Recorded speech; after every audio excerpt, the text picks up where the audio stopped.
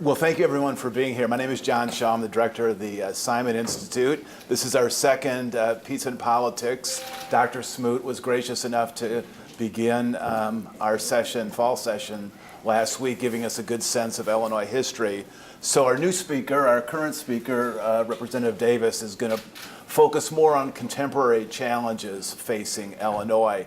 And I might just say a word about the representative. I actually met him briefly in June in Chicago. There was a Simon Institute event, and I've been told about this rising star in Illinois politics, the name of Will Davis. So we started talking and chatting, and I said, well, so are you settling into Springfield okay? And he smiled, he said, yeah, I've been there since 2003.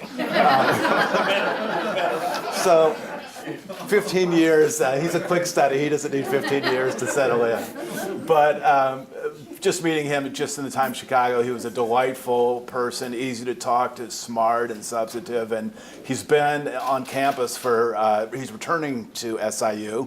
He's a graduate and actually worked for a number of years as a recruiter for SIU in the Chicago area. So he knows a great deal about SIU. So after he solves Illinois' challenges, he might pivot to SIU. So if we can cover both of those in one night, I think we'll have had a productive session. So, but he's a remarkable man. He's chair of the he's a member of the House Appropriations Committee, dealing with both elementary and secondary education and also higher education. Has other wide-ranging interests. So is one of the real stars of, I think, Springfield. And so I'm going to just sit down and let him talk for a while, and then we're going to open up to questions. I might ask the first question, and then encourage all of you to ask questions of Will Davis. So, Will, go ahead. Well, thank you. If you don't mind, I'd like to stand. Seems to be easier that way for me. Well, good afternoon, everyone. My name is Will Davis. I'm state representative of the 30th District. The 30th District is located in the south suburbs of Chicago, where I have the pleasure of representing the communities of Riverdale, Dalton, Harvey, Markham, Phoenix, Dixmoor, East Hazelcrest, Homewood, Flossmoor, Oak Forest, Midlothian, Posen, Robbins, and Blue Island. And if you asked me to do it in any other order, I couldn't pull it off. But it's 15 communities, but I mean, my colleagues in Southern Illinois have, their districts are 200 miles from one end to the other. I can drive mine in about 20 minutes, so it's all relative. I've had the pleasure of serving now for almost 16 years. I am one of the senior members of the Illinois House, and come January, when we get sworn in for our new term, I will be number 11 out of 118 members of the House. It's been great to be a member, fantastic. I've learned a lot. I've engaged in ways that I never thought that I would be able to engage. And it's been fantastic. SIU was a great training ground for me with regard to politics. I was a student here from '86 to '89, so I am a 3-year graduate of the institution. And then I served in the admissions office from '90 to '96, recruiting students in the Chicago area. So my love for SIU is vast. It's deep. I talk about it a lot, and having the opportunity to be back here on campus today. It's tremendous. Thank you for welcoming me, and thank you for giving me this opportunity to just share a little of my thoughts and insights on Springfield, politics overall, if you will. To say that politics in Illinois is challenging is probably an understatement. For those of you who are kin to the university, know that the past almost 2 years have been extremely difficult with the idea of not having passed a budget. Not only to not fund our institutions of higher education, but also to see our human services infrastructure diminish. And in some ways, I liken my district in the south suburbs of Chicago very similar to what you experience here in Southern Illinois. In terms of, we have a wide variety of people who are dealing with a lot of different challenges, a lot of different situations. And we need that undercurrent of organizations, community-based organizations, to help provide a little resource, to help provide a little gap funding or gap money or whatever the case may be, just to provide a little help to help families get by. I experienced those same things in the south suburbs of Chicago, so don't think just because I'm a stone's throw away from the city of Chicago that it's any easier for me. Trust me, it is even more difficult in some respects. Believe me, when the city of Chicago closed all of those schools, particularly in black and brown communities, a number of those residents came into the south suburbs, to the district that I represent. So they brought with them, that challenge, whatever that may be.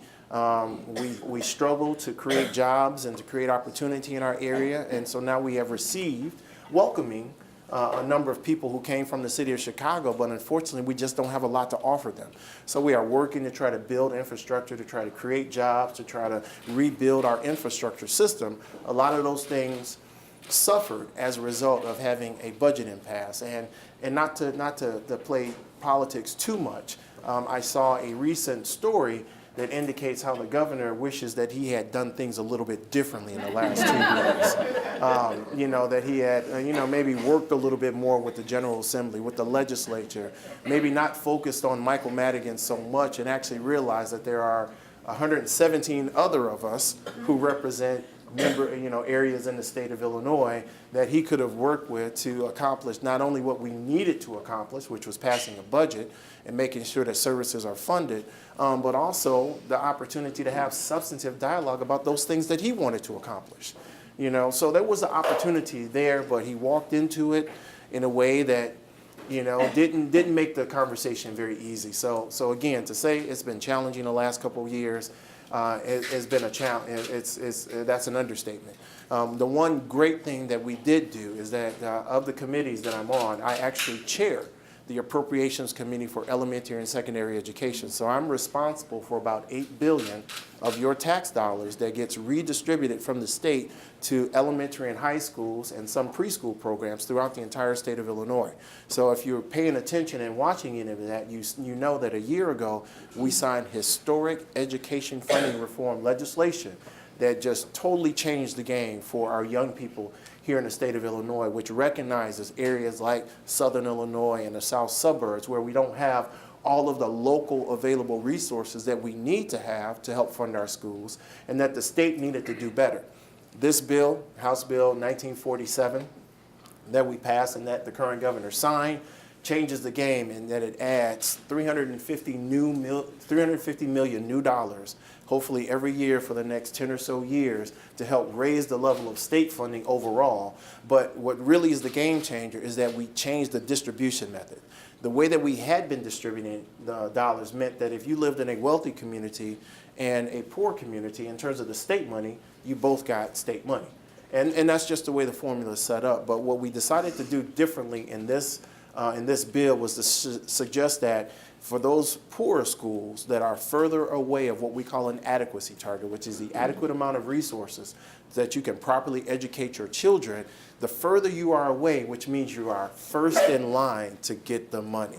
So the idea was to make sure that we are bringing those schools forward before we help some of the other schools. And now every school is deserving of state resources. Clearly some schools just need it more than others. And we really wanted to focus on those schools that needed the resources more than other schools. And we feel that that's a game changer. And if we do it right and we continue to do it right, which means that the product that an SIU, Carbondale, receives from high schools throughout the entire state of Illinois, that product is also going to be better.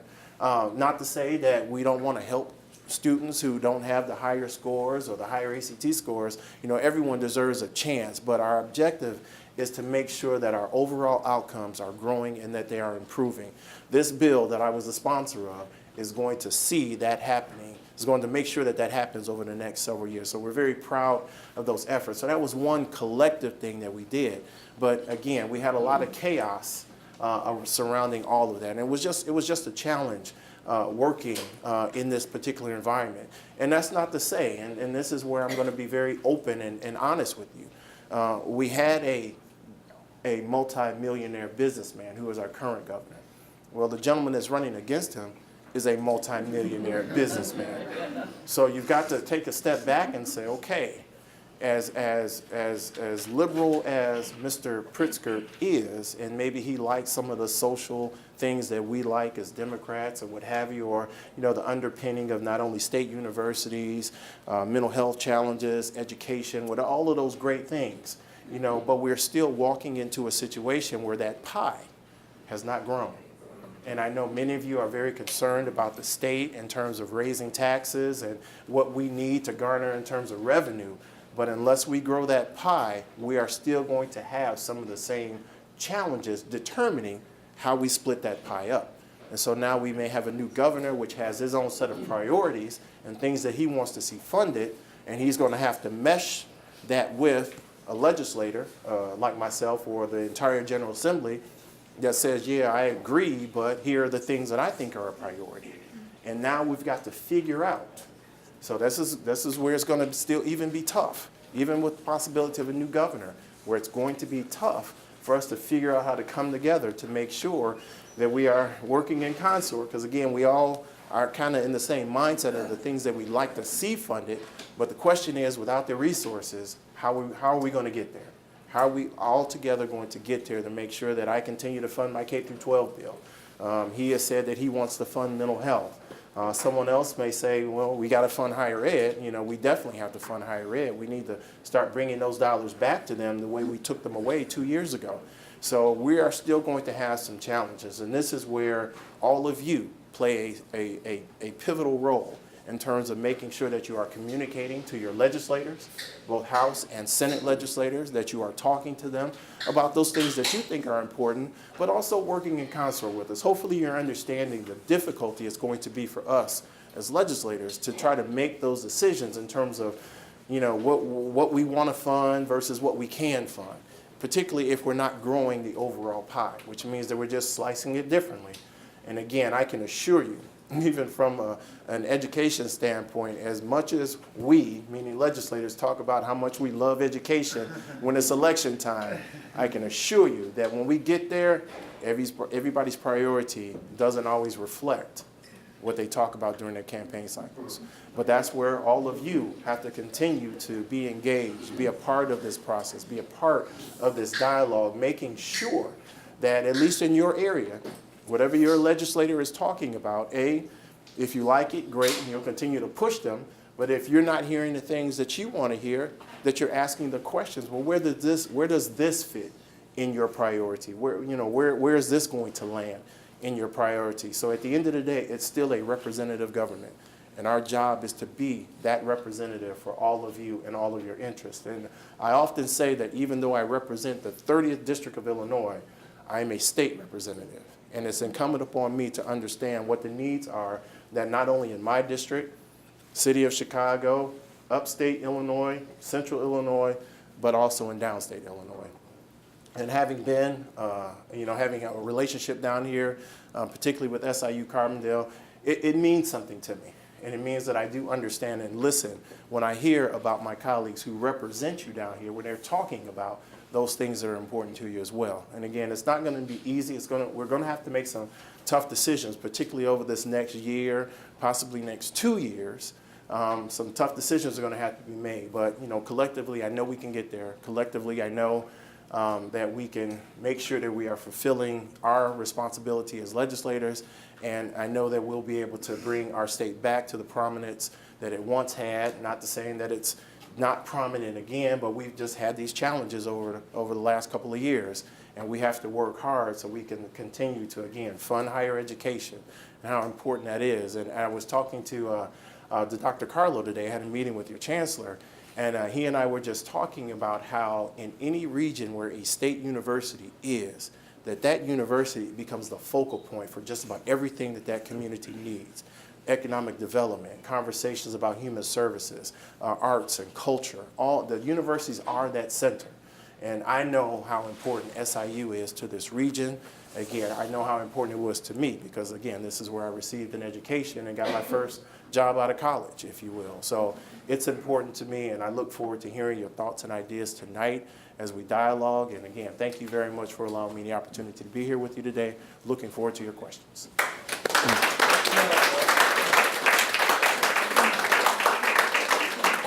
I might ask the first question, and then all of you could be thinking of questions for Representative Davis. But if the election goes as you would like in November, and you have a Democratic governor and Democratic majorities next year in the General Assembly, what are the 3 or 4 key priorities that you would like to be focused on right out of the box? Well, I mean, for me, just having passed the education funding reform bill, we have to keep that up because these young people that are counting on these resources, and again, this is the state portion of the resources, those young people that are counting on it ultimately become the future students here at SIU. So we have to make sure that they are being prepared appropriately so that when they decide to make that decision to come here, that they come here, they get the quality education that we know SIU can provide, and then they go on to be productive citizens, presumably here in Illinois paying taxes, of course.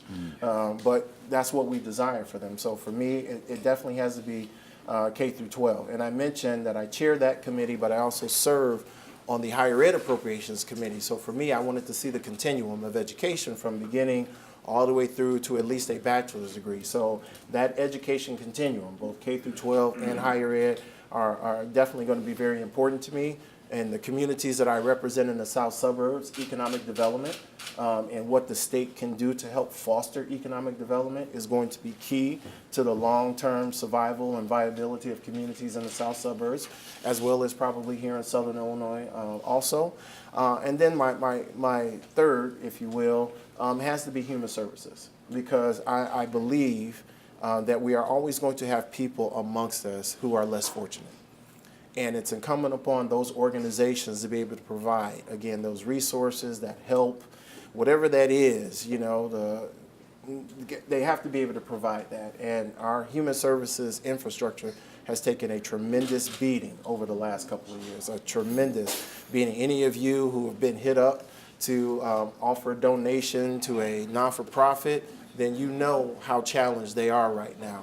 And I'm sure you're doing everything you can to try to help provide them with the little resources so they can continue to provide services in your communities. But we know that that infrastructure has to be rebuilt, and it's going to take a little effort, serious effort, to rebuild it. So I would say those kind of are my three priorities. Okay, great.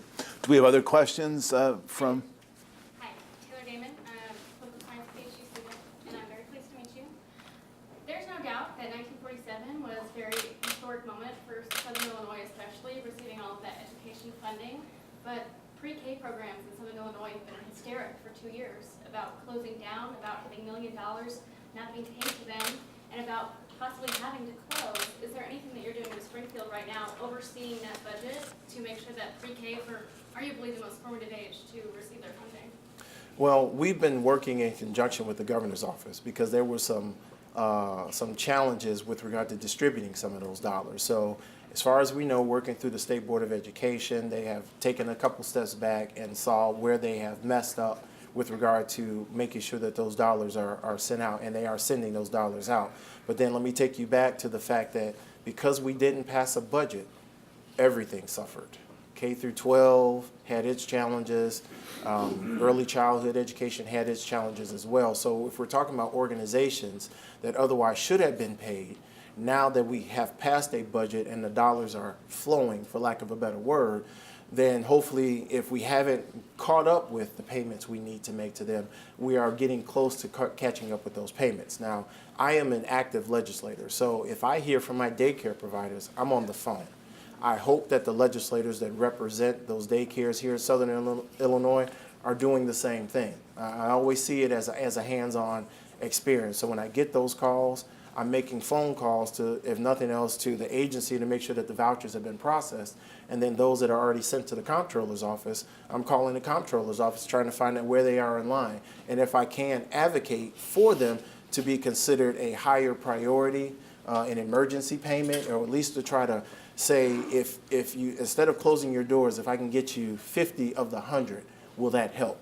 And sometimes the answer is yes. And so there is my advocacy to try to get them at least that much that we know will keep their doors open, and then continue to advocate for the remainder of the dollars to be paid. So I think there are some efforts. Again, we're doing a lot of catch up, having gotten past the budget impasse, and it's just really going to be a matter of how quickly we can get caught up, particularly to fulfill the vouchers that have been sitting for quite some time and need to be paid. Mike Ruland. Representative Davis, thank you for coming down, and also for the House Bill 1497. 1947. 1947, okay, sorry, dyslexia. And I'd like to piggyback on what Tara said. You know, SIU, as you know, used to have a Department of Early Childhood Education, and it was one of the first things that got the axe. What's the chance of getting it back, or another university taking up the flag and educating young people who want to learn the best ways to teach children, to teach young children? Well, we've talked about that a little bit kind of throughout the day, about trying to figure out programs that used to be here that may have suffered as a result of the budget impasse, and what's going to happen as a result. So part of it is the conversation with that particular institution. So if we're talking about SIU, if they made the decision to change or eliminate that program primarily because of the budget impasse, now that we are presumably past it and have now passed the budget, the question is how do we work backwards? Now we know that higher education did not receive significant resources. You know, they were flat funded or certainly didn't receive any increases. So if we're talking about something that needs to be put back, if you will, because of that, as the dollars start to grow, now the university has to make some decisions. So it's not just necessarily a legislative decision. We'd like to see the universities come back to where they were before the budget impasse, if not even better. So if that was one of the programs that suffered as a result, as the dollars start to come back, presumably they start to increase. Now it's up to the universities to now make internal decisions about what programs they want to bring back or fund, or if they want to continue. You know, there are some internal decisions that need to happen there. So this is where, again, I think we as citizens play a role in at least advocating and voicing to our university how important that particular program is, and maybe some others as well, to make sure that they are hopefully wanting to bring it back. And again, it's up to them. I can advocate for that on some level, but it really needs to be a groundswell of advocacy to say to the university that yes, this program needs to return, and this is why it needs to return. So, but again, working with your legislator, and I am always an advocate of folks knowing who their legislators are.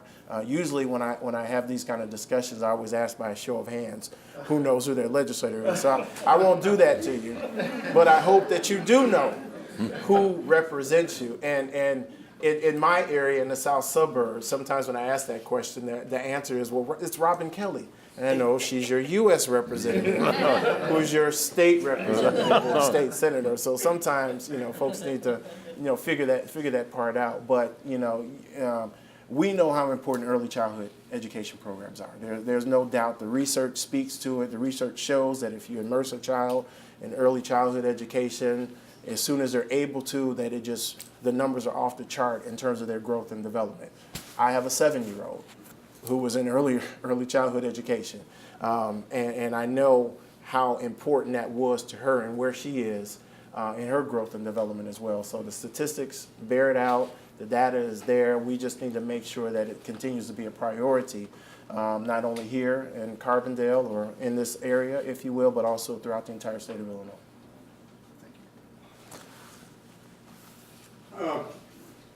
Given what the Supreme Court has said on pensions and such, how are you going to fund all these other programs, given the hole in pensions that has to be filled? Well, ironically enough, among the many pictures on the wall here, and I think it's down that hallway, a guy named Ralph Martiri came here from the Center for Tax and Budget Accountability. He and I have been talking with some area education officials and a couple of other colleagues. I mean, he's got an idea of how to re-amortize our debt. Now, it does take a little money on the front end because you gotta front load it, but his data shows us that if we do it that way, then it's on a decline at that point. And that's just even the way the current system is. But we do have to fund it. Now, does that mean we shouldn't make any other structural changes to the pensions? We definitely need to be talking about that for sure. But he's got a plan, a piece of legislation that I will probably introduce in the House in the upcoming year. My guess is that Senator Hutchinson will probably introduce it in the Senate to help us address our liability. Now, you're talking about moving forward. we have to have some conversation about pensions moving forward. There's no way we can continue to sustain as a state if we continue to fund pensions the way we're currently funded. There are a lot of, a few bills that have been out there, a lot of conversation about how we address our pension liability, but we know that we're going to have to do something to it. Now, what may help, at least on the elementary and secondary education side, is a bill that we passed that basically stops what we call the golden parachutes, where we saw in the past that when someone was getting close to retirement, that school system would bump their salary so that they could have a higher pension when they walk out the door. We saw it definitely with superintendents in particular, and we see it with some teachers as well. So we passed a bill that to limit that. You got to do the highest 3 years. You can't add that golden parachute at the end, or 3% anyway. That's our cap. Now, if you want to go beyond the 3%, then the school district is going to have to pick that up. Now, that plays into the idea when they come tell you that we need to raise your property taxes in order to fund what we're doing. But again, as engaged citizens, you'll be able to speak to that and say, no, we don't necessarily need to raise our property taxes. There's more that we have to do at the local level to help bring that in line. The challenge was that, at least from the General Assembly, and why you saw probably some of the bills that people did like, if you will, was that when a school district negotiates that package with their teachers union, they would say, here's Springfield, there's the bill, pay it. So they could negotiate what they wanted, and then we would have to pick up the tab, which, not necessarily the way you should do things. So a lot of our efforts recently have been basically saying, no, if you want to do these, incremental things or these real high things, no, you should have to fund that. And that's where you probably heard the cost shift conversation, and that was what that was all about. But the threat, if we did shift the cost back to the local districts, that's where you heard superintendents or your board members saying, well, we're going to have to raise your taxes. And the conversation should have been, maybe we need to think about, what we're doing and how we're doing it as a way to help, keep things in line, not just automatically saying that if we shift that cost, that your taxes are going to go up. That was, one of those things, they were trying to create that scare tactic, in my opinion. But we've tried to address that, at least in terms of pensions moving forward. And then you'll see a piece of legislation coming to deal with our backlog in the spring. Did you? You mentioned you're on the higher education committee. Appropriations. Yep, appropriations. I heard something that's been going on now for the past year that I've been hearing this, that seems to lack some sense of rationality. If you look around the state at most of the regional universities, whether it's Southern, Western, Eastern, or whatever, over the past few years, they've all seen a decrease in enrollment, which means you could say that they have surplus capacity, they could be handling more students than they're actually handling. But at the same time, I've been hearing that the U of I has this plan, they want to add like 10,000 students a year more to the Urbana, Champaign-Urbana campus. And to me, that doesn't make any sense. You have all this physical infrastructure in other campuses and faculty available, and the state's going to spend more money to increase the capacity at the U of I.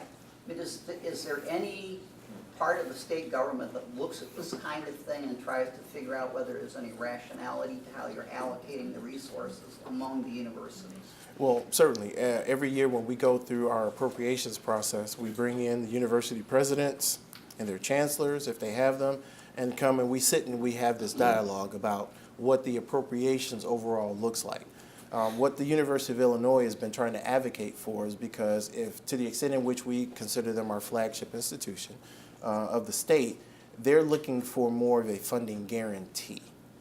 So regardless of anything else that's going on in the state, they're seeking a guarantee that we will fund them at a certain level no matter what.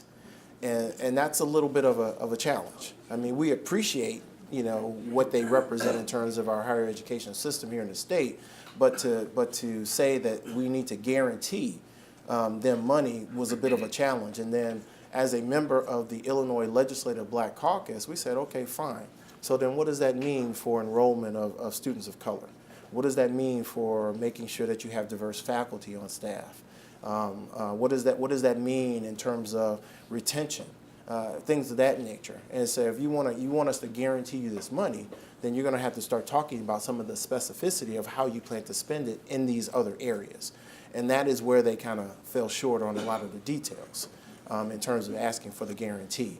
So regardless, again, whatever is happening in the state, theirs was about a funding guarantee. And no matter what else would be happening, we would fund them at a certain level. I won't say I laughed when I heard it, but I chuckled a little bit, to say the least. But because we are so challenged right now. But again, if nothing else, that doesn't stop a university president from saying, "This is what I want. This is what I think I need. This is what maybe the state should give me." It doesn't stop them from saying that. But I am an advocate of the dialogue. So if this is what you want, so fine, I'll take it on its face. But then let's have a discussion about what that really means, what you plan to do, where's it going to go, how's it going to be allocated? Is it just Champaign? Remember, U of I has 2 other campuses. What's going to become of University of Illinois Chicago, University of Illinois at Springfield? What's going to become of those other campuses, or is this just solely focused on Champaign or Champaign-Urbana? So it's a discussion that we're having, and I welcome the discussion, but it also opens the door to provide context about the impact of the other schools as well. What's going to happen to some of the other schools? Not everybody wants to go to U of I. It's a great school, but that's not where everybody wants to go. I mean, I think as a student, I probably had an opportunity to go to U of I, but I wound up here in Carbondale. It was, again, one of the best decisions I would say I ever made. But not everybody wants that. And so we have to examine it in a broader context. And regardless of what U of I wants, it won't be just done in a vacuum.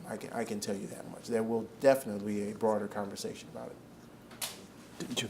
Yes, it wasn't too many years ago, especially my age, that the entire state had a Democrat governor, almost majority in both houses, and chose not to take any action in terms of taxes that would have solved many of the problems that we're dealing with today, because the Republicans wouldn't vote for that.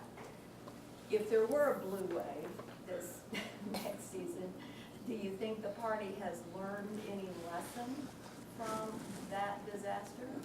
Well, let me say that it wasn't. Maybe you didn't see it as a disaster. Well, I would have supported that effort, and I've supported that effort in the past. Admittedly, or jokingly, I like to say I've never met a revenue enhancement I didn't like. Because again, if we get the additional resources, the question becomes how are we spending it, and we want to make sure we spend it right. So part of that question, though, is that it wasn't just the Republicans that didn't want to support income taxes, and this is where, or raising taxes, but this is where the politics come in play, because if you talk to some of my downstate colleagues who are Democrats, they will argue that my area doesn't want me to vote for any revenue enhancements. Now, how true that is, I don't know, but they certainly use it as a reason for not doing it. Now, is it that we want to continue to remain in office? Well, personally, I like being in office. Having been there for as long as I have, as you probably have figured out, I'm not a fan of term limits. And I have my reasons why, not just self-serving in that respect. But I think if I could have a few of my Democratic Southern Illinois colleagues here, they would probably say no, because they feel that their regions will rebuff their efforts to do exactly what you're just saying. And then in part, and then also the politics of it was that if it was only done by Democrats, knowing that we are in a very heated political environment, then that opens the door for some of those Democrats to start getting bombarded by mail and other things. I mean, we've seen the ads. I mean, they don't necessarily change, to be quite honest with you. But there wasn't any question in anybody's mind that something had to be done. And it seemed to me the Democratic Party punted and said, no, we all know that it has to be done. Right. But if you don't do it, if you Republicans don't vote for it, then I mean, I heard no Democrats saying we're opposed to this because there was such a crisis. But what I heard was, we can't do it unless the Republicans support it as well. But my question really is, does that mean if there were a blue wave, we're gonna be back and say, well, we can't pass anything significant, even though we'd have the majority, unless the Republicans vote with us? So they get the hit as much as we do? Well, that's kind of the broader answer to the question. But when you talk about the majority, and I'm not sure about on the tax, I think we may require a supermajority for that. But most bills take 60 We votes. had supermajority for a while, anyway. Well, we had it in the House for a brief moment. The Senate has always had it. But the question was, if we use the supermajority, then are those members going to be able to return the next year, or politically are they going to get voted out? So I think the idea of having both Democrats and Republicans support it was just so we all could take the hit together. You know, we all wanted to take the hit together. But if you're talking about kind of in the under the current administration, I think a couple other things happened there with the current administration. So we have to be. I'm only talking about the past. I'm just saying that if that happens again, and there's a blue wave, and you're all back in, and it's a happy majority Democrat, are we going to be hearing the same story? I don't think I can sit here and guarantee you that a blue wave guarantees that. Obviously, the gentleman running for governor has talked about some revenue things that he wanted to do, like progressive income tax, which I think is a great idea. He wants to look at legalizing marijuana as a revenue source for the state as well.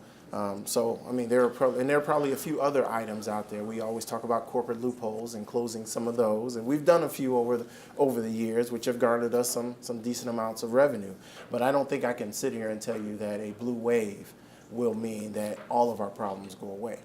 You know, and again, as much as we're talking about these revenue enhancements, because they're constitutional, because they require, you know, those supermajorities, and they aren't going to happen immediately.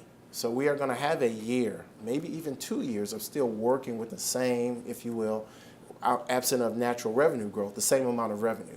And we got to figure out how to come together to determine what those priorities are. And then even if we had additional revenue, again, there are going to be some serious conversations there about what happens to that additional revenue. You know, is it about restoration? You know, is it about, you know, ideas moving forward? You know, there's going to be a conversation about a capital bill, which needs a revenue source in order to fund, to get those bonds.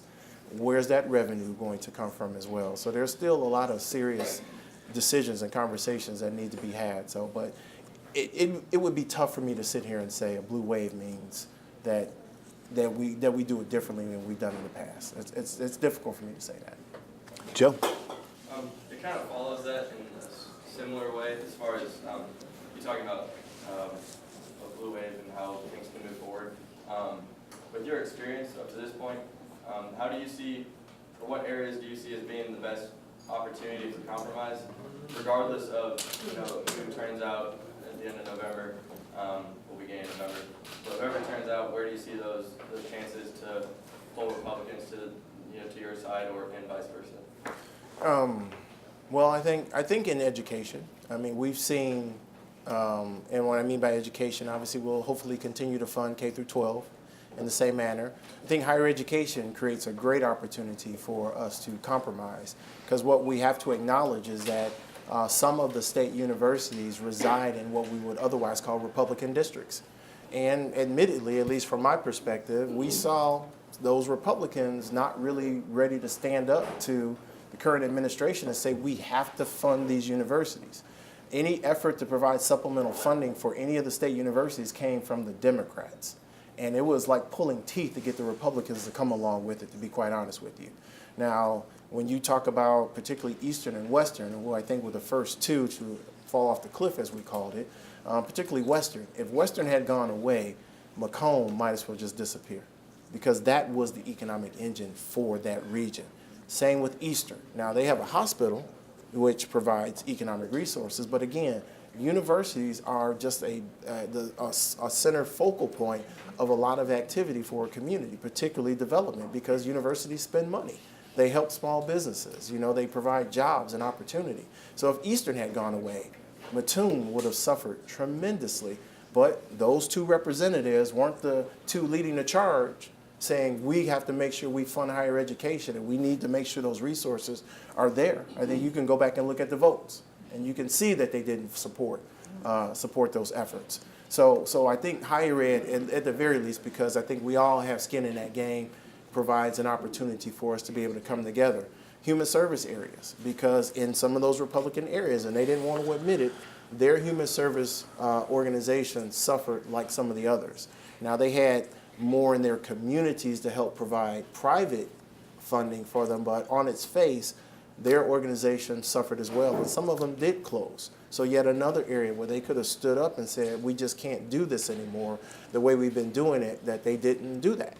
And it's unfortunate. And I say that from this context. So as an appropriations chair, I get the benefit of being in those meetings.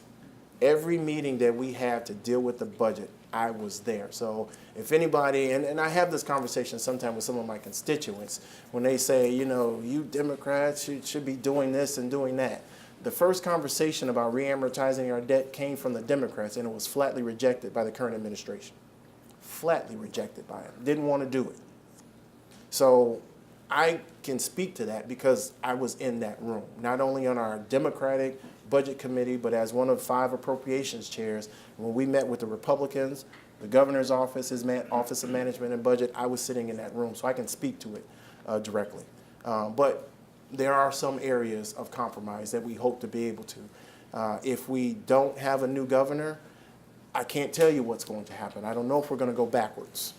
You know, I don't know if the current governor's statement about working more with the majority, what that really means, if you will. But, I mean, I guess we'll find out one way or another. So when we get back to Springfield for the first week of our veto session, I guess you'll just have to look at people's faces and you can probably tell, you know, you'll know already because the election will have taken place, but that will definitely set the tone for how at least our veto session goes, and then moving into the next General Assembly. Dr. Smith? Thank you so much for being here. We really appreciate it. And thank you for your support of human services. We definitely appreciate it. I'm wondering, you spoke of the issue, something that's risen to the top of the gubernatorial race is the fair tax. And I'm wondering if you could talk a little bit about how we get there and what it might look like when there needs to be a bill to fund that. One of the things that was floated once upon a time got me really excited. It was anybody making, as an individual, making less than $350,000, they would see a tax break. And that would generate $2 billion worth of revenue. That was one thing that was floated, but could you talk about where that might go and what might end up being the end result? Well, I think what I'll call a progressive tax is definitely front and center in terms of what we want to do in terms of enhancing our state's revenue. But again, I appreciate the fact that it becomes a conversation, because you probably have heard that if we do progressive tax, that it'll have a greater impact on moderate and low income individuals than it will higher income individuals. Well, it's all about how you set it up. I mean, you can create the thresholds and put them in the bill to say that if you make whatever that is and you're below that threshold, you may not pay income taxes, or you may, you're not going to be impacted as negatively as commercials would imply. And so nothing is cut and dry in that respect. And I don't want to say there are a lot of gray areas, but we can talk about, making sure that we don't have an overt impact on lower income individuals, families of 4 or whatever that are making at certain incomes. We can structure that. We could also raise the earned income tax credit to higher than what it is, to be able to put some money back into the pockets of individuals, if you will, particularly single mothers that are filing and claiming that earned income tax credit. And I'm of the opinion that certain individuals in the state, when they get a little extra money, they don't save it, they spend it. And so there's a conversation, good, bad, or otherwise, but it's just what they do. So we can anticipate some of that money that we may offer for breaks for certain categories is going to wind up back in the economy anyway, because they're going to spend it. But I can assure you that revenue whether it be progressive tax, legalization of marijuana, corporate loopholes, whatever category you want to put them in, revenue will be front and center, definitely when we get back to Springfield next spring. We'll be talking about it now, but next spring it will definitely be an important part of our conversation, because we know that unless we figure out how to grow that pie, we're going to be doing the same thing that we've been doing, and in some cases, depending on inflation and other outside factors having an impact, it could be very negative in that respect toward toward funding human services, toward funding anything that we do here in the state of Illinois. Medicaid continues to be a pretty substantial part of the budget, but we have very few people in here whose health care bills are supported by Medicaid. Do you see any reform with the change in administration coming in Medicaid or in the budget for Medicaid? Well, a lot of the Medicaid discussion will also be driven by what happens at the federal government, because they provide us some resources. There have been efforts in Illinois to try to figure out always how to get more federal match money, passing bills, putting money in pots, if you will, or expanding criteria for those who are eligible so that we can figure out how to always gain more federal dollars in our Medicaid program. I think reform in Medicaid is just kind of a consistent conversation. We had the SMART Act a few years ago. I'm sure at some point President Trump will be talking about some reform of Medicaid, and we just have to figure out what that means for us and how we're going to accept it or tweak it or whatever the case may be. So we know that Medicaid is an important part. I mean, that's the health care system for a great number of people. Obviously, for those who can't afford it, we see particularly changes to what we call Obamacare, if you will, the Affordable Care Act, and those changes, everything we do is going to have an impact on Medicaid funding. But our efforts in Springfield are always about doing things that we can also gain the most federal money by doing so as well, to help enhance our services here in Illinois. Right now, we've got this managed care kind of map, if you will, over the state of Illinois, and we're trying to encourage people to go through managed care organizations. I think the jury is still out on their overall effectiveness, but it's the system that we have right now, and it's important that as we continue to walk this walk, that when issues come up, things come up, that we as legislators are made aware of it. I think we can benefit from the fact that the new director of Healthcare and Family Services, which the Medicaid program comes out of, is a woman named Patty Belloc, who's a Republican representative from the northwest suburbs. She resigned and got appointed to be the new director of that agency. She's been a very much an integral part of the Medicaid conversation, basically her entire time in office, and that's been longer than me. So I think having her in that position, she can be a reasoned voice in that, and particularly if she knows the right things to do, and she can use her position as director in order to do it and not necessarily be influenced by folks who want to create chaos, to use that word again, in that lower medical system, if you will, by not being able to provide for individuals that can't provide, not being able to provide for children who need medical attention. I think she's sensitive to that and will work to make sure that our medical system overall continues to be supportive, particularly of those that are less fortunate. I want to commend you for your leadership. One of the themes that runs throughout a wonderful array of programs that the Simon Center has put together this fall is leadership and the lack of it in our country. We have demagoguery, we have people who are misleaders and not leaders. I commend you, and we've worked together through the Center for Tax and Budget Accountability, Absolutely. particularly on education reform, the pension ramp, and then also what we're going to do in terms of enhancing revenue. You deserve a lot of credit for being a leader and saying, who are we? Who do we want to be? What do we want? And what's it going to cost? And where the money is going to come from? Unfortunately, we don't have enough elected officials who will put together an honest public debate or conversation about these issues. That being said, in commending you, do you think that we are going to begin to tax services more as a state? Services are a growing part of our economy, and unless we start to tax the growth, we're not going to have the pie growth. So I think the answer is yes. And we've always approached that conversation in a very methodical way. And again, working through the Center for Tax and Budget Accountability. And if anybody is interested in reading some of the materials, I invite you to go to their website. They are a nonpartisan or bipartisan, I guess I would say, tax policy think tank. Their board are conservative Republicans, independents, Democrats. They have a wide variety of individuals that are on their board, and they don't do anything unless that board says do it.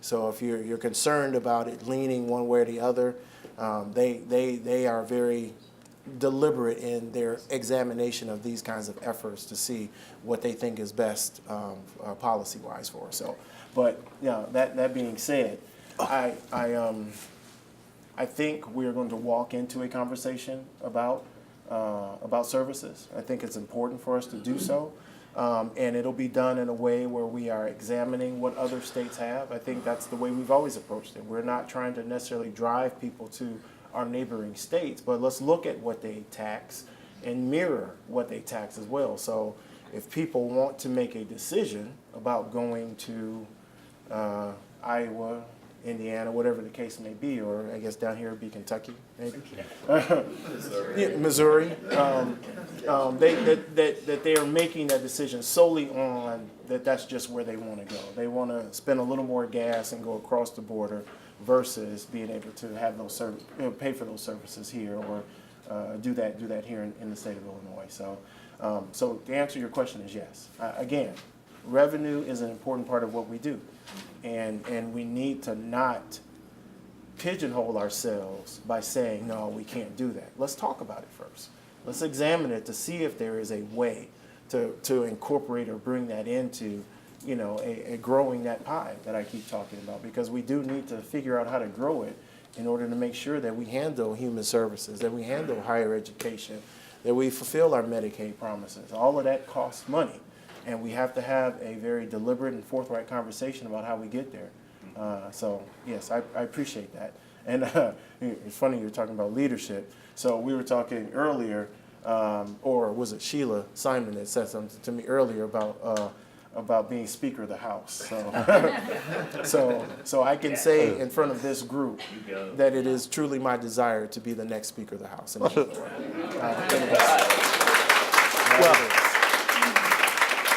Well, the final question, actually, in the event that job doesn't come through, there's a university that's conducting a national search for a new president. I heard about that. Yeah. They might like an alum who has deep contacts in Springfield and so forth. But let me ask you more seriously. I know you have a deep connection to SIU. You've spent a day here. You've talked to everyone.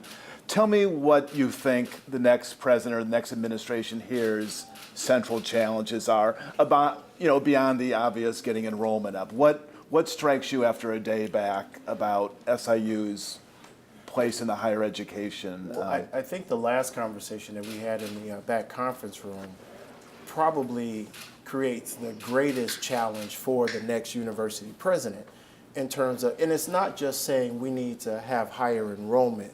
The question is, what does that enrollment look like?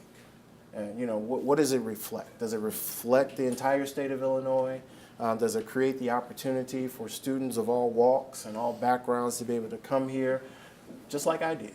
And admittedly, and her name is Brenda Major, that was the woman that met me at my high school and recruited me. And until I met Brenda, I couldn't say I knew anything about SIU Carbondale. But she impressed upon me enough and showed it to me that sight unseen, I went home from school that day and said, Mom, I'm going to SIU. Just like that. So when I think about how welcoming this university was to me, then the question is, can it remain that way for everyone else? And so it's not just about growing the enrollment. It's about the students that make up that enrollment and having that diverse representation. And to me, it's that diversity that makes SIU what it is to me. Because I came here and I met students who had never, other than TV, met someone black before. Never, you know? And instead of, I guess, treating it a certain way that I probably could have, I saw it as an opportunity, you know? So we talked, you know, and yeah, I've got, so let me see if I can explain this. So when I had hair, when I had hair, you know, I used to wear a cap over my head, you know, to try to keep it together, right? And my roommate, who actually wasn't from Southern Illinois, but my roommate, who I think was coming in from Colorado, I think it was, my roommate, my freshman roommate, had never seen that before. So he asked me, he was like, what is it? And so I explained it to him. And he's like, oh, okay. And if I had known, I'd have brought it. So I have a picture of him who's got curly blonde hair wearing, you know, this cap on his head. But that was the joy. That was the beauty of it, that I got an opportunity to share, you know, who I am, my background, my culture with people who weren't familiar with it. And I just treated it as such. But even for me being here, I got an opportunity to interact with students from Asia and, you know, just the international students, you know, the diversity that is Southern Illinois in Carbondale. I got an opportunity to witness and be a part of that. So that next president, their challenge is how to maintain and sustain the university. And sustaining the university means that you can't start ruling out groups of students. You know, you got to be very deliberate to say that we need to make sure that we have a place for those students, those high academic achieving students, and some of those lower academic achieving students. But if we can provide them with resources, provide them with a little extra, and the reality is that that's void of color. That in and of itself is void of color. But if we can provide them with some additional resources, that they can be successful here. And then if we do it the right way, they leave, but then they never have left SIU Carbondale, you know, and they continue to give and donate and come back and in whatever way they see fit to do so to continue to enhance the university. We talked earlier that we know that the student that I was in 1986 is not the same student that you get today. And it's incumbent upon any university to figure out how to meet those students where they are, whatever that is, whatever your offerings are on campus, whatever it is. But the only way that can be accomplished is that the administration has to listen.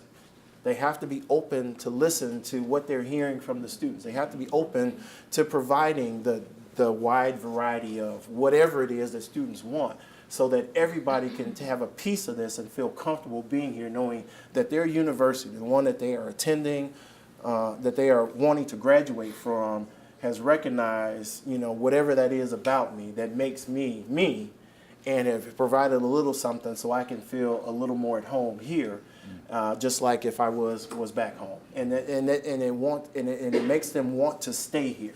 It makes them want to stay here and graduate with at least a bachelor's degree, maybe even advanced degrees. I don't know, but it's that. So that next chancellor, that next president, has to figure out how to really be able to survey what the mission of this university really is, and then try to fulfill that mission. That's going to be the next challenge. And he or she may have to ruffle some feathers along the way. But if they are true to the mission of this university, then they're willing to do that. And I can guarantee whoever the next chancellor of this campus is, that if they want to do that, then they're going to have a fighter with them in me. Because I'm going to stand right by them, and I'm going to push as hard as they want me to push to make sure that Springfield does what it needs to do. And for that matter, if anybody else, if they're willing to listen, I'll be right there with them. So that's what I think the next challenge of the university. Now, again, there's funding and there's all those other things that you're going to have to deal with as well. But you know, let's get back to what made this university what we all have known to grow and love over the years. And certainly what I've come to learn and love and appreciate over my years as well. Okay, great. Well, maybe one final question, and then we will. Well, two. I don't. Okay. Did Yeah. you? Okay. I'll take two, please. Yeah. My name is Alex, and I am an international student here.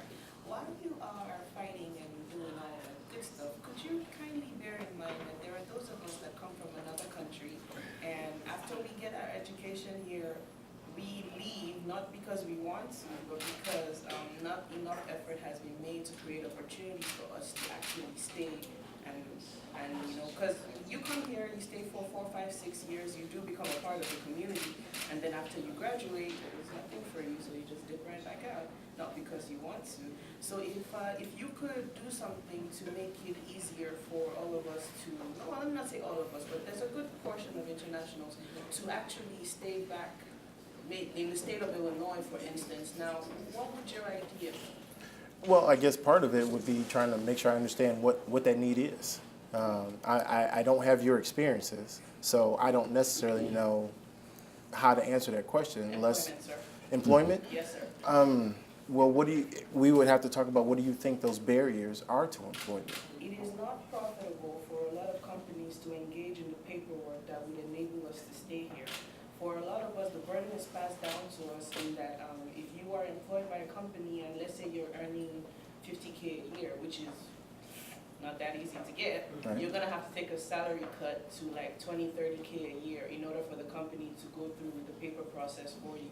So one thing would be to make it easier and more profitable for companies to actually want to hire us, because there are a lot of us that do get job offers and all that, but I mean, of course, you're not a U.S. citizen, but you are qualified, and now you have to leave, and you know, they're thinking about their bottom line too.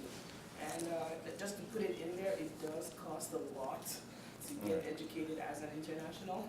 Right. And having to not, you know, use whatever skills you've gotten to, you know, contribute to the life of the community you become a part of, or to the state you become a part of, is not an easy thing to bear. So listening to you, my first question would be, when you say the paperwork, are we talking about the federal government or the state government? That I do not clearly know. Okay, But so, I know that for a business, it is not always easy. I mean, they might want to, but it is not easy for them to hire an international student, I think that's the first question, because listening to you, it sounds like you're talking about something through the U.S. Immigration Department. That's what it sounds like. That's a part of it. That's a part of it. Yes, that process is a part of it. Okay, But now, that I is- don't know what the state part of that process is, so you'd have to educate me on what the state part of that process is. And then once I have that education, whatever I have that jurisdiction over, I'll be more than happy to talk to whatever state agency I need to talk to and discuss the costs associated with it and what can we do to bring down those costs. And then on the federal side of it, that's some other folks who have to work with you and others to try to figure out how to bring down those costs for what they may be responsible for. But I'd love to learn a little bit more about what the state portion of that process is. And I'll be more than happy to share my information with you afterwards so I can learn a little bit more about it. Thank you for sharing that. Well, welcome back. Thank And I you. want to join my community members who acknowledged you and lauded you deservingly. I was here when you came, I was here when you graduated, and Admissions and Records reported to me when you were working there, so I feel like I hired you. But what I want to say is thanks so much. Obviously, we're proud of you. You represent what we can do, what we have done in the past, and what we can do in the future. You've been back here 5 or 6 times since I retired. Obviously, you love the place, you are committed to it, and we all sincerely appreciate it. I've been retired.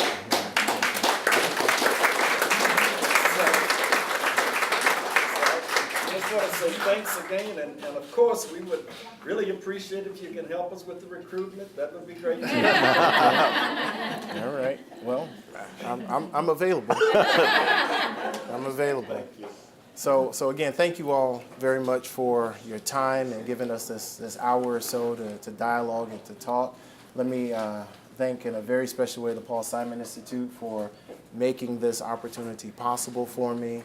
I very, very much appreciate it, and we've talked about ways that we can engage the Paul Simon Institute to be a part of this dialogue as well, and have some say. You know, they are a data-driven, a think tank, you know, so we need to hear what this think tank has to say about some of the decisions and some of the challenges that we have in state government, and I look forward to being able to bring those things forward. So again, thank you all very much for your time. I very much appreciate it. And thank you, Director. Yeah. Thank you Just a as well. final thing. Will has a few minutes before heading off to St. Louis and then flying back to Chicago. But in case your flights are delayed and you need some reading material, we have a couple books. One is The Essential Paul Simon, of course. which my colleague John Jackson edited. And also a wonderful book, which I read, by Bill Norwood, about his experiences at United, which were just, it makes for great reading. And another one by John Jackson as well on the American political system. So this should keep you at least as you're circling O'Hare tonight. Look, I'm wondering, is this like a fourth or fifth edition? It seems like I had this book in class back in the 80s. It seems like it. New and improved. New and improved. There we go. Well, thank you all very much for being here. And we have a few more minutes, so if you want to chat with him privately. So.